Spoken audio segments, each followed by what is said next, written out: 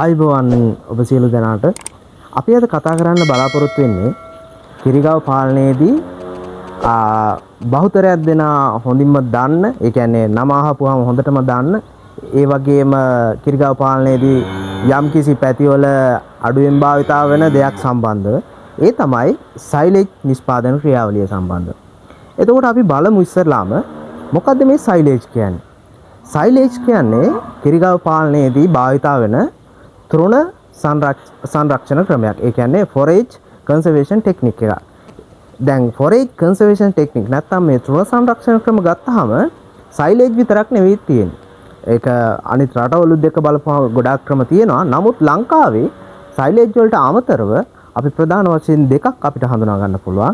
ඒ අංක එක තමයි සයිලේජ්, දෙවෙනි එක හේ නිෂ්පාදනය සහ තුන්වෙනි එක හේලේජ් නිෂ්පාදනය. අපි එතකොට බලමු මේ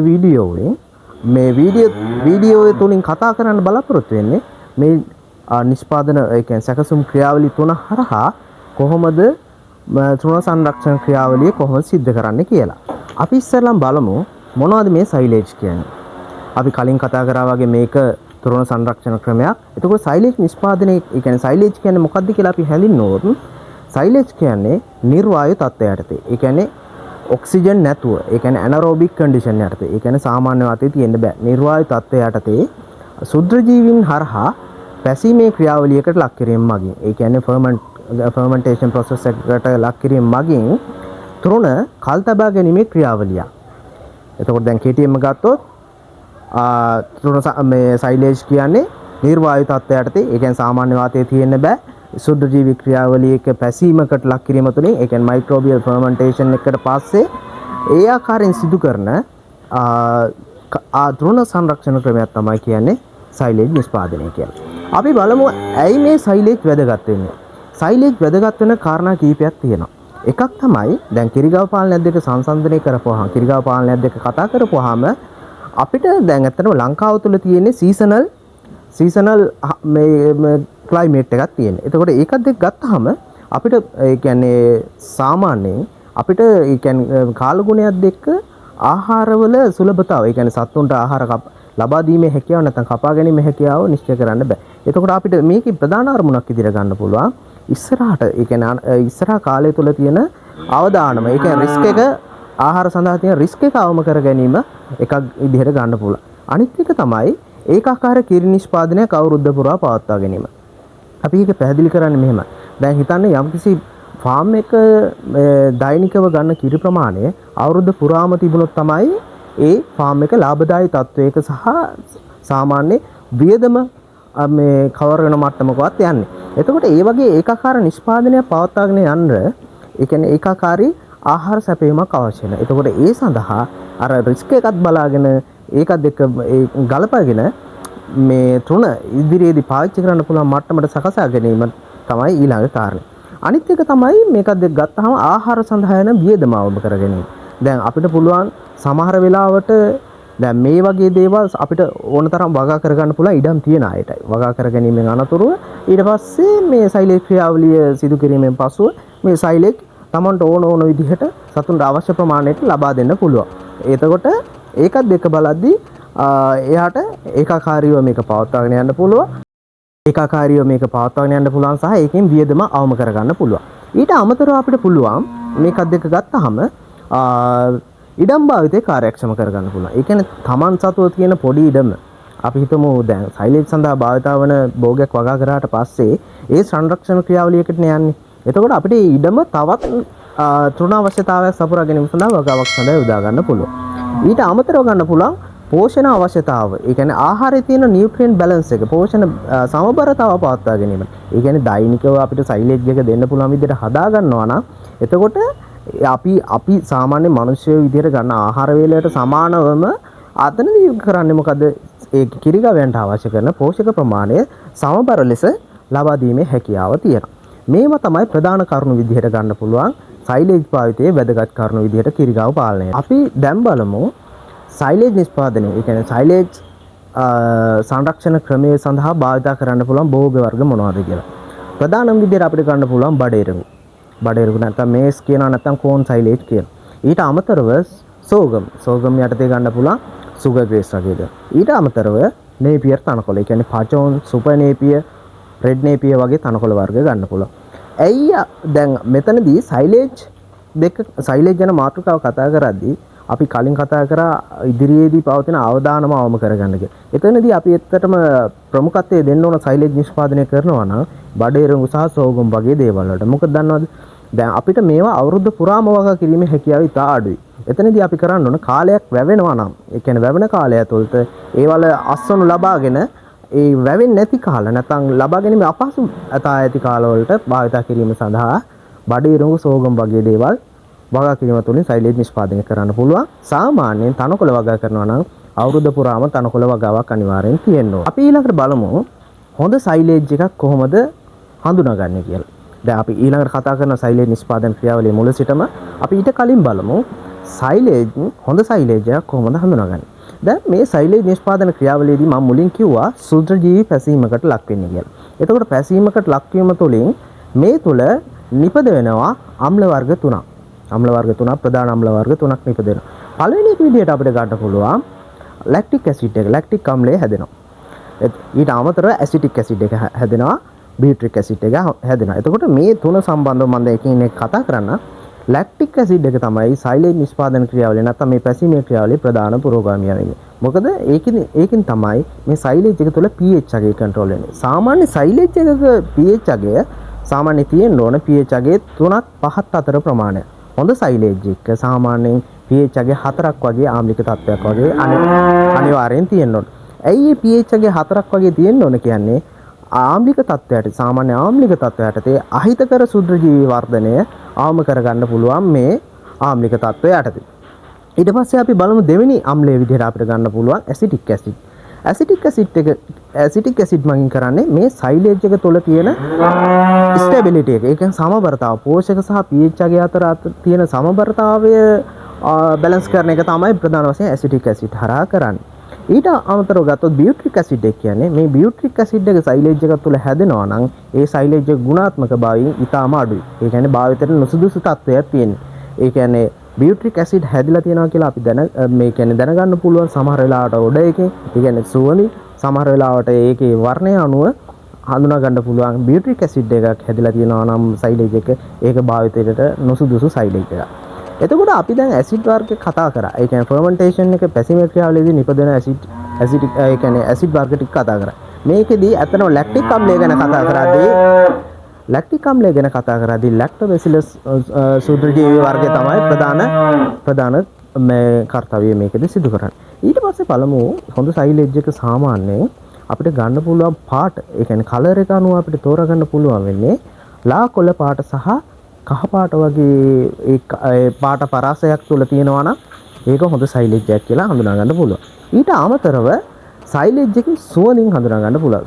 සුවඳින් ස්මෙල් එකෙන් නැත්නම් ඔඩ එකෙන් ඒ කියන්නේ ඒක ඇත්තටම ඒ එන සුවඳ ඇත්තටම අමුතු සුවඳක් කියන්නේ පළතුරු වලින් එන සුවඳක් හා සාමාන්‍ය හොඳට පැසීමේ ක්‍රියාවලියකට ලක්වුණු සුවඳක් වගේ තමයි එන්නේ. ඊටම හොඳ සුවඳක් තමයි මේ තුලින් මතුවෙන්නේ. ඊට අමතරව මම කලින් කතා කරා pH අගය අනිවාර්යෙන් සාමාන්‍යයෙන් 3ත් 5ත් අතර තියෙන්න ඕන.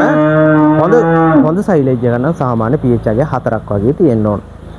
මේවා තමයි ප්‍රධාන ලක්ෂණ විදිහට ගන්න පුළුවන් වෙන්නේ. සයිලේජ් එකේ තව ලක්ෂණ කීපයක් අපි කතා කරොත් හොඳ සයිලේජ් එක කවදාවත් පුස් අල්ලලා තියෙන්න බෑ. ඒ කියන්නේ වාතයට නිරාවරණය වුණොත් අනිවාර්යෙන් පුස් අල්ලනවා.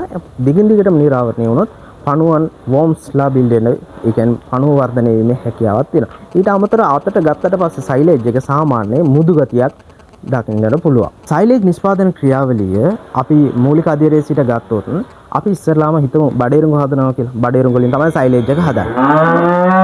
ඒ කියන්නේ අපි මේ සයිලේජ් එකක් තමයි මේ කරන්න යන්නේ. එතකොට එතනදී අපි ඉස්සරලාම නිසි අවධියේදී අස්වනු නෙලීම සිද්ධ කරන්න ඕනේ. ඒ කියන්නේ අපි සාමාන්‍ය විදිහට කියනවා කිරි වදින අවස්ථාවේදී. ඒ කියන්නේ මොයිස්චර් එක සාමාන්‍ය 150ත් 70ත් අතර වගේ තියෙන ප්‍රමාණයකදී අනිවාර්යෙන් අස්වනු නෙලා ගන්න ඕනේ. ඒක අපිට බලන්න පුළුවන් බඩේරුඟු වල වගේ නම් සාමාන්‍ය කිරි කරල් තියෙන අවස්ථාවේදී තමයි ගන්න ඕන. සෝගම් වල වගේ නම් ඒවල අර තියෙන මේ ඇට සාමාන්‍ය පොඩි කරලා බලපුවා කිරි වගේ තියෙන පිටි වගේ ගතියක් තියෙන අවස්ථාවේදී අනිවාර්යෙන් අස්වනු නෙලා ගන්නවා.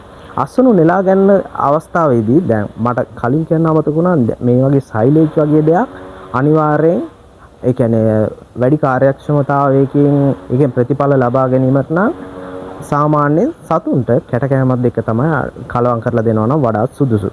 ඊට පස්සේ අපි අස්වනු නෙලීම සිදු කරාට පස්සේ එතකොට අස්වනු නෙලීම සිදු කරලා ඊට පස්සේ අපි මේක චොප් කරගන්න ඕනේ. ඒ කියන්නේ තනකොළ කැබලි කරන මැෂින් එකක් පාවිච්චි කරලා මේක චොප් කර ගැනීම සිදු කරනවා. ඒ කියන්නේ චොප් කරගන්නට පස්සේ දැන් සමහර ඒ කියන්නේ යන්ත්‍ර තියෙනවා.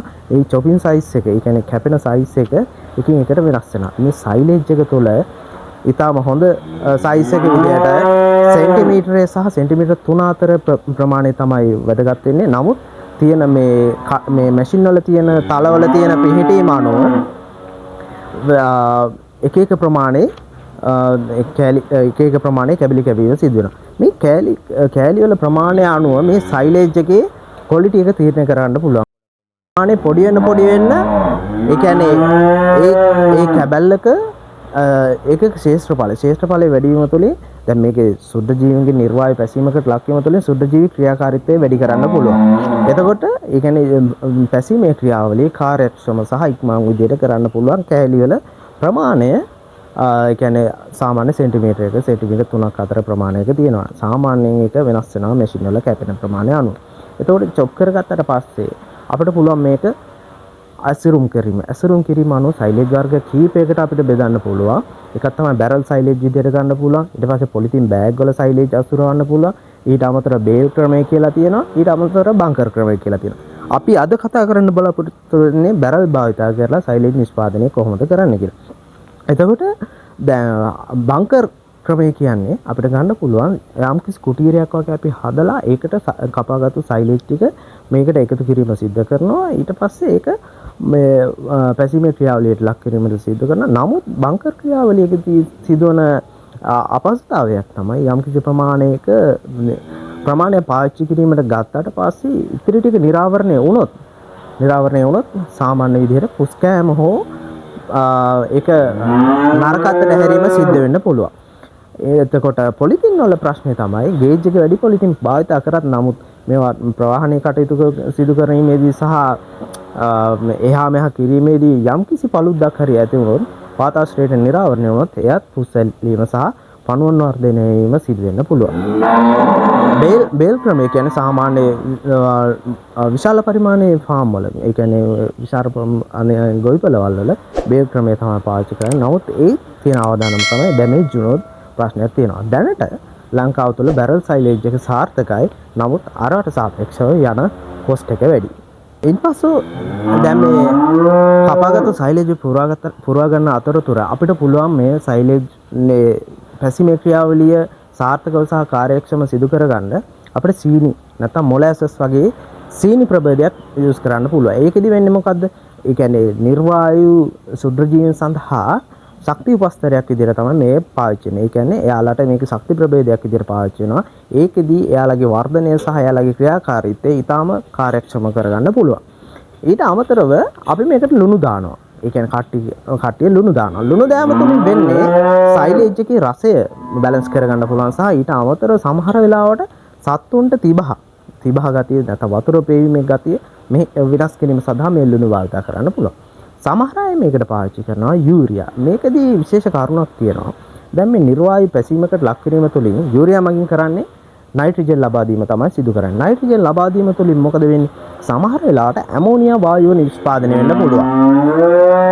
ඇමෝනියා වායුව නිෂ්පාදනය වීම තුළින් සයිලේජ් එකේ දුර්ගන්ධයක් ඇති වෙන්න පුළුවන්. ඊට අමතරව මේකේ වර්ණය වෙනස් වීම සිදු වෙන්නත් පුළුවන්. එතකොට දැන් හිතන්න අපි මහන්සියලා සෑහෙන ප්‍රමාණ සයිලේජ් බැරල් හරි මොනවා හරි හදාගත්තට පස්සේ සත්තු මේක රුචිකත්වයක් දැක්ුවේ නැත්නම් එතනදී ලොකු ප්‍රශ්නයක් වෙනවා. ඒ නිසා යූරියා භාවිත කිරීමේදී සැලකිලිමත් වෙන එක ඊටාම වටිනවා. ඊට පස්සේ මේ මිශ්‍ර කිරීම හෝ නැත්නම් අපිට පුළුවන් මේ කිසිදු ද්‍රව්‍යයක් නොදා ස්වභාවික විදිහටම මේකට යොමු කරන්න පුළුවන්. මොකද මේක ඇතුලේ පැසීමේ ක්‍රියාවලිය ලක් වුණාට පස්සේ මේක තුළ ස්වභාවිකව සීනි නිපදවෙනවා. ඒ සීනි නිපදවීම තුළේ අසුද්ධ ජීව ක්‍රියාකාරීත්වය සාමාන්‍ය පරිදි සිද්ධ වෙනවා. ඒ නිසා මේ කිසිදු ද්‍රව්‍යයක් නොදමා වුණත් හොඳ ගුණාත්මක සයිලේජ් එකක් භාවිත කරන්න පුළුවන්. එතනදී ඉන්පස්සේ අපි කතා කරමු දැන් මේක කොහොමද බැරල් වලට පැක් කරන්න කියලා. සාමාන්‍ය විදිහට නම් අපිට කරන්න පුළුවන් යම්කිසි ඒ කියන්නේ කපාගත්තු කොටස සහ මිශ්‍ර කරගත්තු කොටසින් කොටස දාමා මේ යම්කිසි පුද්ගලයෙක් බැරල් එක ඇතුළට බහැලා ඒක පාගලා මේ කම්පැක් කරන්න පුළුවන්. නමුත් ඔබට හඳුන්වලා දෙන්න පුළුවන් මේ සඳහා කම්පැක් කිරීම සඳහා යුනිත් ඇග්‍රෝ කම්පැනි එක මගින් නිපදවලා තියෙන මැෂින් එක තමයි මේක. එතකොට මේ මැෂින් එකෙන් කරන්නේ ඔයාලට බලන්නත් පුළුවන් මේකත් එක්ක ඇත්තටම අදාළ يعني චොප් කරගත්තු මේ තනකොළ කැබලි ටික ඒ කියන්නේ මේ තෘණවත් ටික දාලා මේකෙන් මෙහෙම සීල් කරගන්න පුළුවන්. ඉන්පස්සෙ මෙහෙම පුරවගත්තු බැරල් එකට අපිට පුළුවන් මේ පියන වසා ගැනීමෙන් අනතුරුව සෙලෝ ටේප් හරි නැත්නම් ටේප් වර්ගයක් පාවිච්චි කරලා වටේටම සීල් කරගන්න පුළුවන්. ඊට පස්සේ අපිට ලොක් එක යොදන්න පුළුවන්. නැත්නම් මේ සීල් කිරීම සිදු වුණා නැතත් මේකේ ලොක් එක හොඳට සීල් වෙනවා. ඒ කියන්නේ පියන හොඳට සෙට් වෙනවා නම් ඒකේ කිසි ප්‍රශ්නයක් වෙන්නේ නැහැ. එතකොට මේ සයිලේජ් වල මේ නිෂ්පාදන ක්‍රියාවලිය මෙහෙම තමයි සිද්ධ වෙන්නේ. ඊට අමතරව අපි කතා කරමු ඊළඟ කරුණු දෙක විදිහට හේ සහ හේලේජ් සම්බන්ධය. හේ වල තියෙන හේ කියන්නේ සාමාන්‍ය වියලි තෘණ ද්‍රව්‍ය තමයි අපි මේ සංරක්ෂණ ක්‍රමයට යොදාගන්නේ. පිදුරු වගේ දේවල් නැත්නම් බඩේරුගම් තනකොළ වගේ දේවල් ගන්න පුළුවන්. ඒවා වේලලා තමයි ගන්න. එතකොට සාමාන්‍ය තෙතමන ප්‍රතිශතය ඉතා අඩුයි. මේකෙදී ඇත්තටම පෝෂණ ප්‍රමාණය සෑහෙන අඩු ප්‍රමාණයක් තමයි තියෙන්නේ. අපි හේලේජ් ගැන කතා කරොත් සයිලේජ් සහ හේ අතර මික්ස් මෙතඩ් එක කියන්නේ කම්බිනේෂන් එකක් තමයි මෙතනදී ඇත්තටම මේ ක්‍රමයේදී සිද්ධ වෙන්නේ. මේකදී වෙන්නේ හේ වලට වඩා මොයිස්ච් එක ඒ කියන්නේ තෙතමන ප්‍රමාණය වැඩි. සයිලේජ් වලට වඩා ඒ කියන්නේ ඉක්මනට පුස්සැල්ලීමේ හැකියාව නැත්තම් ෆර්මන්ට් එක අවුල් වීමේ හැකියාව ඉතා අඩුයි. එතකොට මේ හේ සහ හේලේජ් එක අතර තියෙන වාසි දෙක ගත්තොත් මේකේ ඇත්තටම සයිලේජ් එකක් දෙක කම්පෙයාර් කරපුවාම සසඳුවාම යන වියදම අඩුයි. කල් තබා ගැනීමේ කාල සීමාව ඉතා වැඩි. ඒක තමයි තියෙන වාසිය. අවාසි විදිහට ගන්න පුළුවන් පෝෂක ප්‍රමාණය සයිලේජ් සාපේක්ෂව ඉතා අඩුයි. එතනදී අපිට ගන්න පුළුවන් හොඳින් හදාගත්තු සයිලේජ් එක. ඒ කියන්නේ මේ ක්‍රියාවලියට අනුව සකස් කරගත්තු සයිලේජ් සාමාන්‍ය අපිට අවුරුද්දක් වගේ ප්‍රමාණයක් තියාගන්න පුළුවන්. සමහර වෙලාවට අවුරුද්දකට වැඩි ප්‍රමාණයකුත් තියාගන්න පුළුවන්. අවස්ථා අපි තියෙනවා. ඔයාලා හැමෝම වගේ දන්න JC ෆාම් එකට තමයි පුරුදු විදිහට අපි අද ඇවිල්ලා ඉන්නේ. අපි අද ජනක මහත්තයාගෙන් අහලා බලමු ජනක මහත්තයා කොහොමද සයිලේජ් නිෂ්පාදන ක්‍රියාවලිය කොහොමද සිද්ධ කරන්නේ? ඒ කියන්නේ කොහොමද ඒක කරගෙන යද්දි තියෙන අභියෝග මොනවද කියලා අපි ජනක මහත්තයාගෙන්ම අහලා දැනගමු. දැන් මේ බඩේරු වලින් තමයි මම හිතන්නේ ප්‍රධාන වශයෙන්ම කරගෙන යන්නේ. ඔව්.